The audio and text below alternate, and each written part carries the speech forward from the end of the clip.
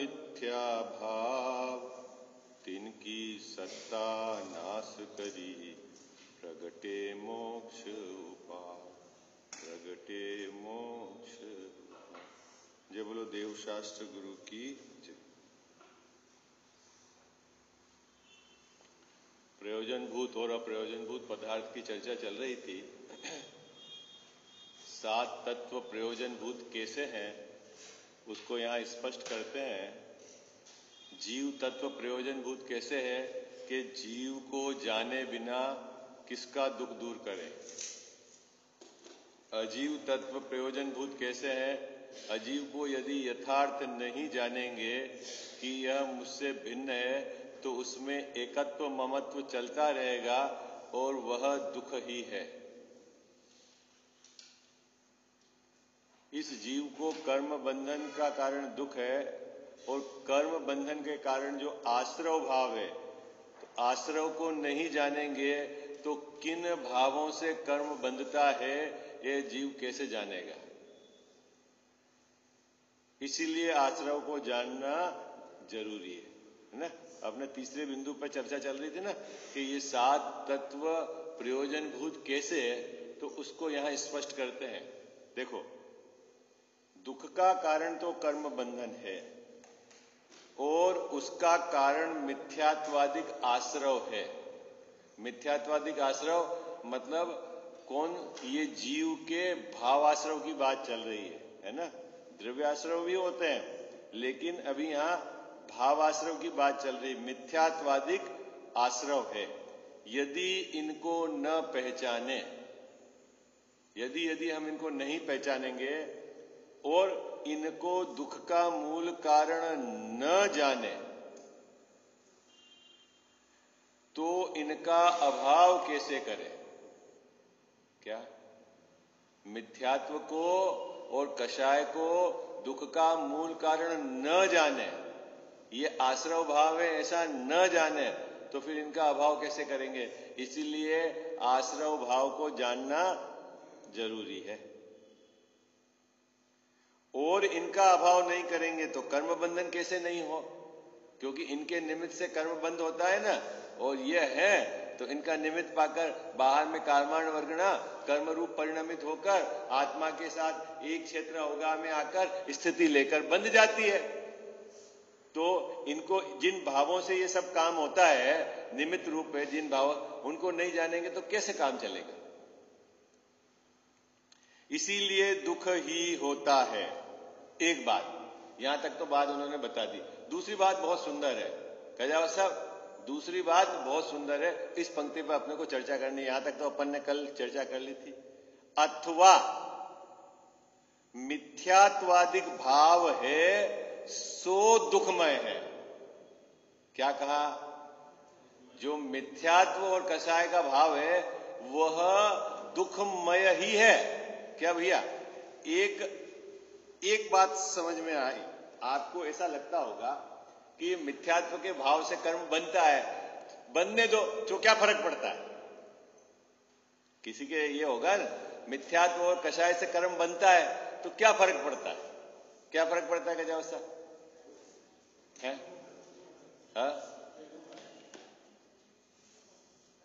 भाई कर्म बंध मतलब आत्मा के प्रदेश के साथ एक क्षेत्र होगा, कर्माण वर्गणा आ गई पर आत्मा से तो भिन्न रहती है।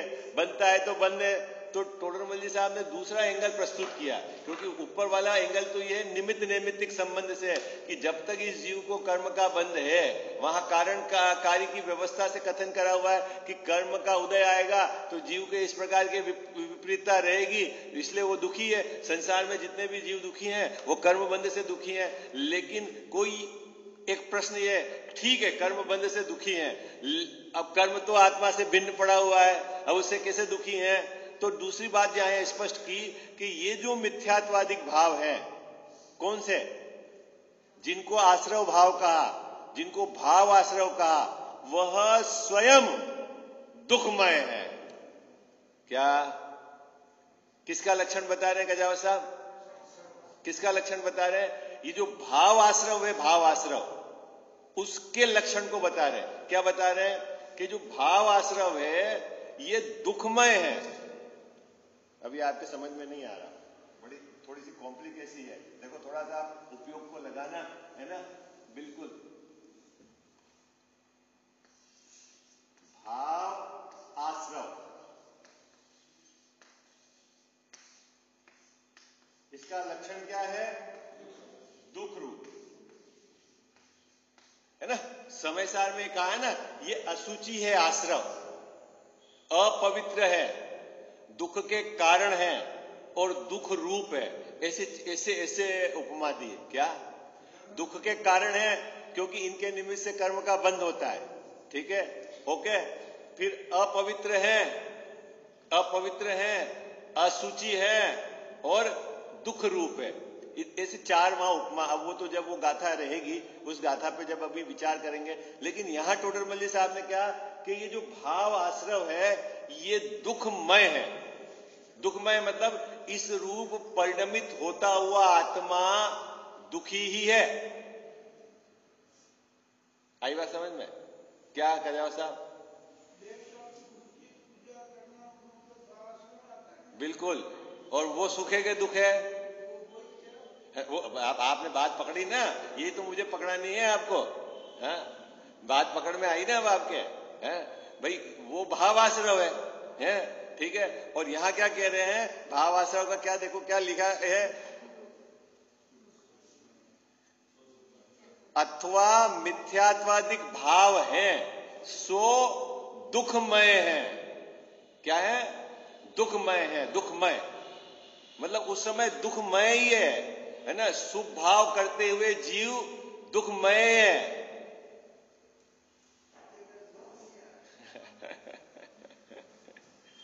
ये बात समझनी है ना। सच्ची श्रद्धा का भाव तो हो गया, वो तो निर्मल पर्याय हो गई। आश्रव भाव का हुआ, सम्यक दर्शन तो निर्मल पर्याय हो गई।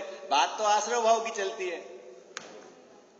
सच्ची श्रद्धा मतलब वो तो हो गया श्रद्धा का निर्मल परिणमन। देखो एक बात समझो आप, थोड़ा सा आपको समझना पड़ेगा। ये जो है ना, आत्मा की जो ये पर्याय है ना, इसमें ये अपन श्रद्धा की अपेक्षा डालें और यहाँ चारित्र की अपेक्षा डालें, ठीक है। तो यहाँ राग है और यहाँ मिथ्यात्व है। ऐसा कोई चित्र बना के पिक्चर मत बना लेना कि कहीं अलग कोने में मिथ्यात्व पड़े, तो समझाने के लिए। हाँ, आत्मा के सभी गुण एक साथ है, एक सभी प्रदेशों में, एक एक प्रदेश में है सब, लेकिन समझाने के लिए। यह श्रद्धा गुण का विपरीत परिणमन मिथ्यात्व है, ठीक है। और चारित्र गुण का विपरीत परिणमन राग है, ओके। इसका सम्यक परिणमन सम्यक है, इसका चारित्र का वीतराग है। बात समझ में आ रही है आपको? हाँ जी या ना जी? आगे बात समझ में है? अब टोडरमल साहब क्या कह रहे हैं? आश्रव भाव। टोडरमल साहब ने क्या कहा? आश्रव भाव। आश्रव भाव में क्या लिया टोडरमल साहब ने? मिथ्यात्व और कसाय, है ना। अभी वो आप बीच वाला छोड़ देना, अपन अभी इन दो की चित्र बनाया तो दो से चर्चा। किसको लिया? मिथ्यात्व और कसाय, ठीक है। पहली प्रॉब्लम क्या बताई कि मिथ्यात्व और कसाय, इन दोनों के निमित्त से क्या होता है? कर्म का बंध होता है। यदि इन दोनों को आप आश्रव को आश्रव रूप नहीं जानेंगे तो इनका त्याग कैसे करेंगे? ये पहली 3 पंक्ति में स्पष्ट करी। दूसरी पंक्ति में ये बात कही, क्या कही? कि ये स्वयं, कौन स्वयं? मिथ्यात्व और कसाय, ये स्वयं क्या है? दुखमय है ना। इनका लक्षण क्या है? इनका लक्षण क्या है? दुखमय है। कौन? मिथ्यात्व और कसाय, विपरीत श्रद्धा, विपरीत मान्यता और कसाय, है ना, राग, उनका लक्षण क्या है? दुखमय है। ऐसा नहीं कहा कि कोई राग सुखमय है और कोई राग दुखमय है, ऐसा नहीं कहा। क्या जैन साहब? घर बनाने का जो राग है वो भी दुखमय है और मंदिर बनाने का राग है वो भी। क्या? तो क्यों बात पकड़ में आनी चाहिए आपको, पकड़ में बहुत भारी, क्योंकि राग दुखमय है। अब आपका प्रश्न होगा कि राग क्यों दुखमय है, तो यहां टोडरमल जी साहब कहेंगे कि ये राग तेरी जाति का नहीं है, इसमें तेरा अंश नहीं है, ये तेरे वंश का नहीं है, ये एक समय का है, ये स्वयं अपने को नहीं जानता। बहुत सारी पहचान बताएंगे इसकी, जब अपन समय सार में चर्चा करेंगे ना तब बहुत सारी पहचान बताएंगे। लेकिन अभी तो यहां सिर्फ ये बता रहे हैं कि ये आश्रव भाव दुखमय है, मतलब इस रूप परिणमित होता हुआ आत्मा दुखी ही है, और इसके निमित्त से जो कर्म बंधेंगे आगामी काल में दुख के कारण है, वो ऊपर 3 पंक्तियों में बताया। इस पंक्ति में तो ये कहा कि दुखमय है, कसाय रूप परिणमित आत्मा दुखी ही है।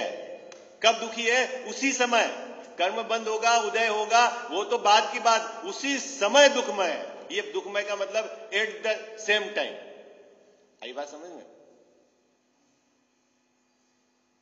अभी आप बोल रहे हो कि साहब पूजा करते समय तो सुख कहो, आपका कहना यही है? फिर ध्यान करते हुए वाले को क्या कहेंगे? और पूजा करने वाला ध्यान क्यों करेगा? फिर सम्यक दर्शन और मोक्ष का जो बाहर का किस अवस्था में मोक्ष होता है? पूजा करते हुए होता है कि अभिषेक करते हुए होता है कि यात्रा करते हुए होता है कि ध्यान करते हुए होता है? अरे बोलो ना कजाव साहब, मोक्ष किस अवस्था में होता है? एक आधा उदाहरण हो आपके पास आगम का कि ये तो पूजा करते करते इनको केवल ज्ञान हो गया, ऐसा मिला आपको?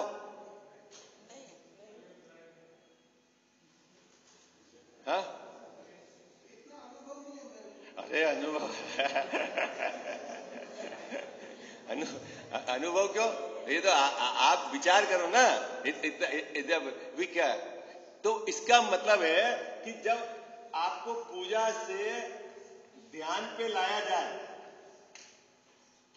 पूजा से ध्यान पे लाया जाए, तो जब पूजा ही सुखमय है तो फिर ध्यान पे क्यों लाया जाए?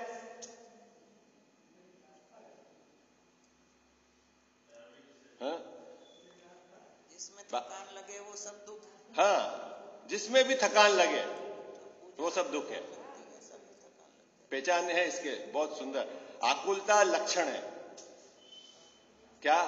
आकुलता वो दुख का लक्षण है और निराकुलता सुख का लक्षण। सोते सोते आनंद आता है ना, सुखी हो जाता है ना? नहीं होता। खाना खाते खाते, टीवी देखते देखते, क्या आकुलता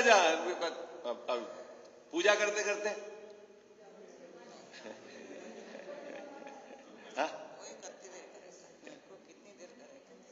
बात पकड़ में आ रही? बारीक बात है, देखो कितनी सुंदर बात की टोडरमल साहब ने। क्या कहा? अथवा मिथ्यात्वादिक भाव है सो दुखमय है। उनका लक्षण क्या बताया? दुखमय है। कब? उसी समय, मतलब आप देखना, दो कसाय रूप, जब जीव कसाय करता है ना, उसी समय वो दुखी है, और उसके निमित्त से जो कर्म बंधेंगे और आगामी काल में दुख आएगा, वो अलग। दो काम एक साथ हो रहे हैं। आप बात पकड़ में आ रही है आपको? क्या? जब आप क्रोध रूप परिणमित हो रहे हैं ना, क्रोध रूप, तो उसी समय दुखी हो के नहीं हो है? तो वो दुखमय, वो लक्षण है उस क्रोध का, और उसके निमित्त से जो कर्म बंधेंगे और आगामी समय में जब उदय में आएंगे जो विपरीतता आएगी, वो दुख का कारण है। तो इसलिए दो चीज बताई, आश्रव दुखमय है और दुख का कारण है। समझ में आई आपको बात? दो चीज पकड़ में आ रही है ना आपको? आश्रव दुखमय है और दुख का कारण है। तो दुख का कारण तो ऊपर 3 पंक्तियों में स्पष्ट किया, और अब नीचे कह रहे हैं कि दुखमय है, राग रूप परिणमित होते हुए आत्मा दुखी है। आपको पता है सम्यक दृष्टि के भी जो उसके चारित्र मोह के कारण राग रहता है, जितने अंश में राग विद्यमान है उतने अंश में वो दुखी है। क्या नहीं समझ में आई आपको? अब इतनी इजी बात है ना।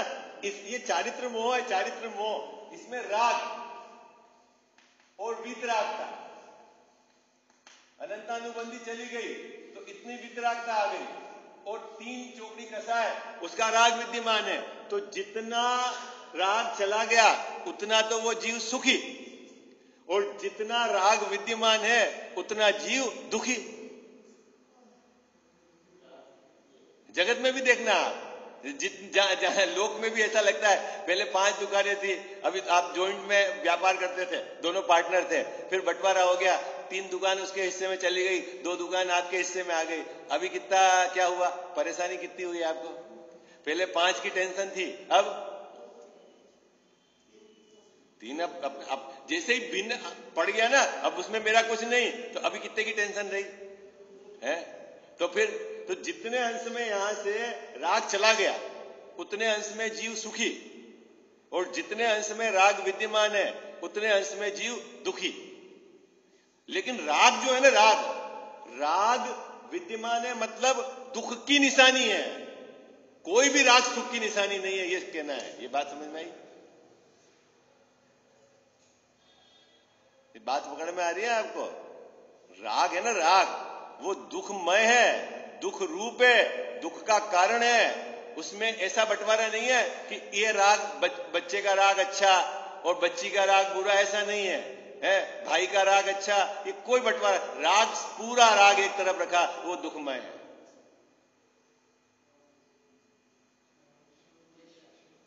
किसी अपेक्षा से आगम में शुभ राग को धर्म कह दिया है, क्योंकि परिणति में धर्म की उपस्थिति के कारण ज्ञानी धर्मात्मा के यहां धर्म प्रकट है और उनके राग भी विद्यमान है। इस धर्म का इस पे उपचार करके इसको भी व्यवहार से धर्म कह दिया है, लेकिन ये धर्म है नहीं। ये बात थोड़ी गले उतारनी है आपको, मेहनत पड़ेगी, बहुत मेहनत पड़ेगी इसमें। क्या सम्यक दृष्टि जीव धर्मात्मा जीव है, उसके देवसास गुरु के प्रति का जो भक्ति का भाव है, उसको यहां धर्म है और यहां राग है, भक्ति है। इस धर्म का इस राग में उपचार करके कह दिया ये धर्म है। मुनिराज है, उनके 3 चौकड़ी कसाय का अभाव है और यहां स्वंजलन का राग विद्यमान है, तो 28 मूल गुण का पालन, निरतिचार करना, उसको भी क्या कह दिया? धर्म कह दिया। किसका उपचार करा?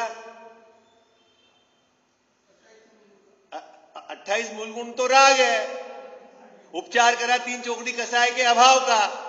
अंदर में शुद्ध परिणति 3 चौकड़ी कसाय के अभाव रूप चलती है, उसका 28 मूल गुण के प्रति जो उपचार का है, उपदेश देने का भाव है, ग्रंथ लिखने का भाव है, जो नग्न दशा है, अदंत धोवन है, भूमि शयन है, 4 हाथ देखकर चलना है, ये जितना जो राग चलता है उसको क्या कहा? धर्म का। और असल में है क्या वो? राग है, और राग है सो आग है। बात पकड़ में आती है? बात पकड़ में आती है?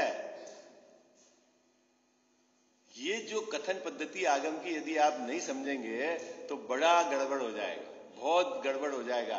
किस अपेक्षा से कहां किसका उपचार करा है, कहां वहां किस नए से बात कही है, और सब मिलान करना जरूरी है, नहीं तो क्या होगा कि खिंच जाता है जी। चलें आगे, देखो क्या कहते हैं। यदि उन्हें ज्यों का त्यों नहीं जाने, क्या कजावा साहब, ये और जोरदार पंक्ति है, क्या उनका ज्यों का त्यों नहीं जाने तो क्या होगा? तो उनका अभाव नहीं करे। हो। अभी देखो बहुत सुंदर बात, इतनी जबरदस्त बात है, आपको अभी आनंद आएगा। अपन चलते हैं एक सम्यक दृष्टि की, ये है सम्यक दृष्टि, चौथे गुणस्कार पर, ये 5वें और ये 6ठा। ठीक है, अभी मिथ्यात्व तो यहाँ है ही नहीं, तो मिथ्यात्व का तो अपन चित्र बनाएंगे नहीं, है ना। 1 2 3 4, है ना। ये अनंतानुबंधी, ये अप्रत्याख्यानावरण, ये प्रत्याख्यानावरण और ये संज्वलन। यहां भी ऐसे के ऐसे 4 चित्र बन गए। ओके, ठीक है। चलो एक ही कलर समझ में आ जाएगा आपको। ये क्या बताया मैंने, चारित्र मोहनी की जो कसाय है यानी चोकड़ी, उनका चित्र बनाया है। सम्यक दृष्टि के 1 2 3 4, है ना। अनंतानुबंधी नहीं है, ये नहीं है, ये है और ये है, ठीक है। ओके, इनके ये नहीं है, ये नहीं है, ये है, ये है। यहां ये नहीं है, ये नहीं है, ये नहीं है, ये है। सरल बात समझ में आ रही है आपको। यहां क्या है, 3 कसाय है, एक तो है ही नहीं अनंतानुबंधी। यहां 2 नहीं है, 2 है और यहां है। अभी टोडरमल्ली साहब कह रहे हैं यदि सम्यक दृष्टि ये जो कसाय है इसको आश्रम नहीं जानेगा तो आगे कैसे मेटेगा, क्योंकि आगे बढ़ना है तो इसको मेटना है। अब ये इसको आश्रम नहीं जानेगा तो जब आगे बढ़ेगा तो इसको मेटना है। मुनिराज इसको अगर आश्रम नहीं जानेंगे तब आगे बढ़ेंगे तो इसको मेटना है। अब मुनिराज ध्यान किसके लिए करते हैं, क्या मिटाना है उनको? 3 चौकड़ी कसाय का तो अभाव है, अब क्या मिटाना है? संजलन का राग विद्यमान है, उस राग में क्या होता है, वो राग बीमारी है।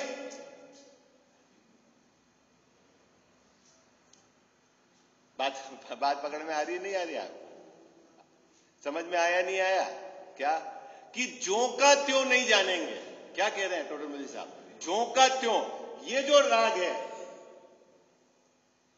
उसको राग रूप नहीं जानेंगे तो फिर उसको मिटाएंगे कैसे? इसको आश्रय रूप नहीं जानेंगे तो मिटाएंगे कैसे? इसलिए क्या कहा, देखो यदि उन्हें ज्यों का त्यों नहीं जाने तो उनका अभाव नहीं करे, फिर अभाव नहीं करे।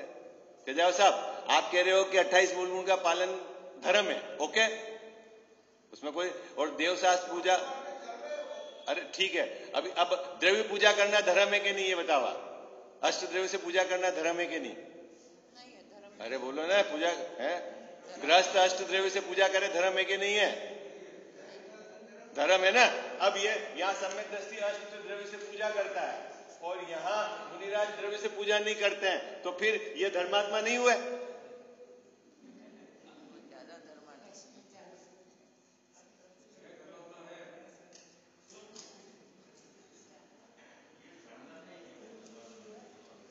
बात देखो, बहुत शांति से विचार करना। ये क्या है कि बात जब तक नहीं समझेंगे तब तक आपको उसका स्पष्टीकरण नहीं होगा। कोई भी पक्ष पूरी विधि समझो आप, निश्चय व्यवहार की, नय के और अपेक्षाकृत कथन, जब तक ये जितनी भी जो अपना मत मतांतर है दिगंबर में, ग्रंथ तो वही है, ग्रंथ वही है। आप भी मोक्ष शास्त्र पढ़ रहे हैं, आप भी छड़ाला पढ़ रहे हैं, हम भी मोक्ष, लेकिन वो जो बात कही है उसको बिल्कुल व्यवस्थित तरीके से आप अगर नहीं ग्रहण करोगे तो गलत चीज पकड़ में आ जाएगी। एक आधा भी ग्रंथ आप बता दो जहां पुण्य को धर्म का है, पूजा बता दो जिसमें पुण्य को रखने को कहा है, बोलो पुण्य भाव को। आप बोलते हैं नहीं पुण्य पाप सब नाश कर, क्यों नाश करना पुण्य को? क्यों नाश करना?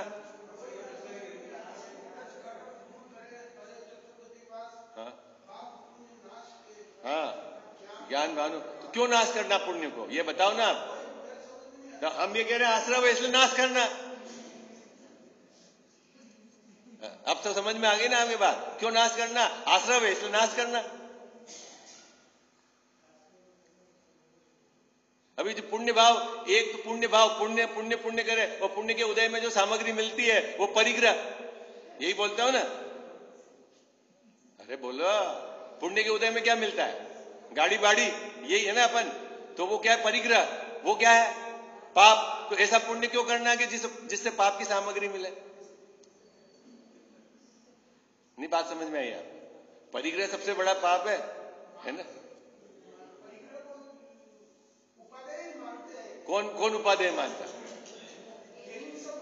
अबे अरे आप ये जगत ऐसा मानता है। परिग्रह चिंता दुख ही मानो। फिर आपने 10 लक्षण की पूजा करी, क्या करा ये बताओ आप? है वो एक पंक्ति का अर्थ क्या है? परिग्रह बराबर चिंता बराबर दुख है। नहीं, वो यही चक्कर है। वो ये जो सिर्फ खड़े रह के कहते ही हैं और मानते नहीं है, इसलिए उनका परिभ्रमण चालू है। ये मानने की बात है, कहने की बात नहीं है। बहुत बारीकी से विचार करके श्रद्धान अपना सही करना पड़ेगा। चले आगे। पंक्ति समझ में आ गई ना आपको? क्या कहना चाह रहे हैं? यदि उन्हें ज्यों का त्यों नहीं जाने, किनको आश्रव भाव का को ज्यों का त्यों नहीं जाने, तो उनका अभाव नहीं करे, तब दुखी ही रहे।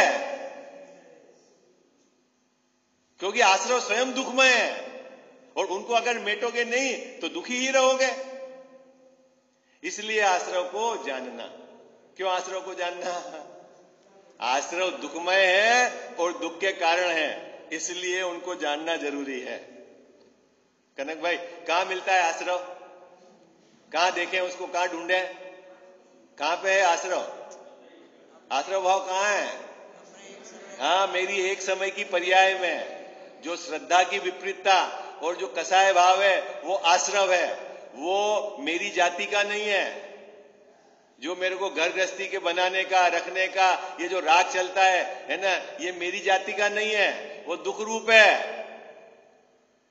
और ये देवसास गुरु के प्रति की भक्ति का जो राग चलता है, साधर्मियों के प्रति राग चलता है, समाज को जिमाने का राग चलता है, वो राग भी क्या है? मेरी जाति का नहीं है। अब इनमें किसी एक राग को धर्म मान लो और किसी एक राग को पाप मानो, ये नहीं चलेगा।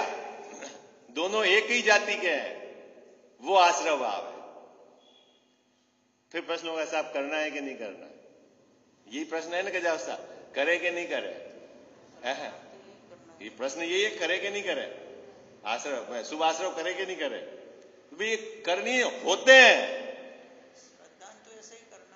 श्रद्धान में तो अपने को ये रखना है कि ये आश्रव भाव है। और जो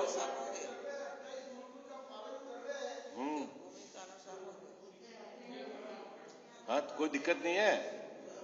बोलो बोलो, आप 28 मूल गुण का पालन कर रहे हैं, मोक्ष मार्ग में चल रहे हैं, तो है हमारे मुनिराज है वो तो। हाँ, वो काम नहीं कर रहे भाई। यहां ग्रंथ में 3 चौकड़ी कसाय के अभाव के रूप में जो वीतरागता है उसकी भी चर्चा है। इस वीतरागता के साथ जिस जाति का राग रहेगा उसका भी परिचय कराया है ग्रंथ में। प्रमाण ज्ञान है ना, प्रमाण ज्ञान समझते हो आप? प्रमाण ज्ञान, प्रमाण ज्ञान है ना। सम्यक दृष्टि जीव है तो उसके धर्म का अंश और उसकी उपस्थिति राग की, उसका भी परिचय कराया है। ऐसे ही मुनि धर्म के अंदर 3 चौकड़ी कसाय के अभाव के रूप में जो वीतरागता, शांति, आनंद है, उसकी बात भी है। और उस कसाय मतलब उस आनंद के साथ रहने वाला राग किस जाति का है उसका भी परिचय कराया है। यदि 3 चौकड़ी कसाय का अभाव रहेगा तो बाहर में नग्न दशा ही होगी। बाहर में 28 बुलगुण का निरतिचार पालन ही होगा। ऐसा नहीं होगा कि यहां 3 चौकड़ी कसाय का अभाव है और यहां वस्त्र के साथ होगा, ऐसा नहीं होगा। ये परिचय कराया है। एक दूसरी बात, इसका इसमें उपचार करके इसको भी धर्म कहते हैं। धर्म होता तो आगे क्यों बढ़ते? हाँ, मुनिराज आगे बढ़ते हैं तो धर्म होता तो आगे। हाँ भाई, जैसे जैसे आगे बढ़ेंगे इस पे चोट पड़ेगी, इसको समाप्त करेंगे और इसकी वृद्धि होगी। हाँ, जो भी आगे होगा, आप भी देखो तो सही, भूमि पे सोना धर्म है। हाँ? आप बताओ, है ना? भूमि पे सोना वो धर्म है। पर क्यों है कि इसके साथ जो भूमिका में जैसा जैसा वर्तन होता है उसका परिचय कराया है, उसमें क्या दिक्कत है? हाँ? बहुत सारा ऐसा सम्यक के कारणों की चर्चा होती है तो नारकियों में वेदना सम्यक होता है, डंडे पड़ते हैं और सम्यक दर्शन हो जाता है। अब अपने को सम्यक दर्शन प्राप्त करना है, क्या करना है भैया? अरे बोलो ना, वरना तो वेद विज्ञानी है तो वो साहब वहां तो डंडे पड़े तो हो गया। अरे भाई वो नरक की व्यवस्था में वो क्या होता है, पूर्व भोग की तैयारी, उसकी वो सब जो है वो सब है अंदर। ऐसा नहीं है कि सबको डंडे पड़ रहे हैं, सबको समय दर्शन हो रहा है, ऐसा नहीं है। लेकिन ठीक है, आप मतलब जो जो अपेक्षा है ना वो बराबर अपने को समझनी है। चले आगे देखो।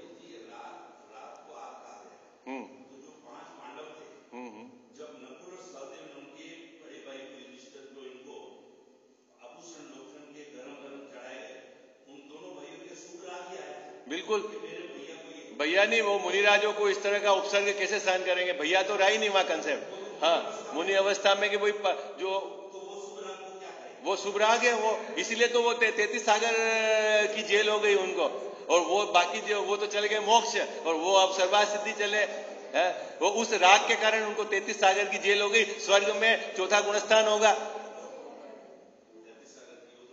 हाँ हाँ ठीक है, चले समय हो गया।